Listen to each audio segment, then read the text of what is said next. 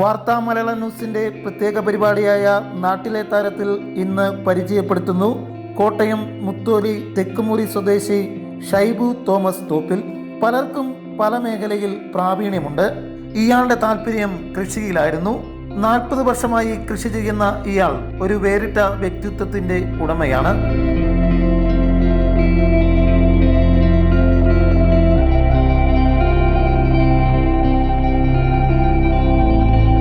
പ്രധാനമായും നെൽകൃഷിയോടാണ് ഇയാൾക്ക് താല്പര്യം.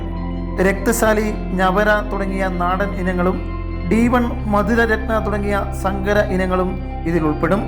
നെൽകൃഷി കൂടാതെ വിവിധ ഇനം വാഴക്കൃഷിയിലും പച്ചക്കപ്പ കൃഷിയിലും ഇയാൾ നൈപുണ്യം നേടിയിട്ടുണ്ട്. കൃഷിയോട് വൈമുഖത കാണിക്കുന്ന ഇന്നിന്റെ സാഹചര്യത്തിൽ ഷൈബു എന്ന യുവ കർഷകനെ നമുക്കും മാതൃകയാക്കാം. ഇത് കണ്ട് നമുക്കും മുന്നേറാം.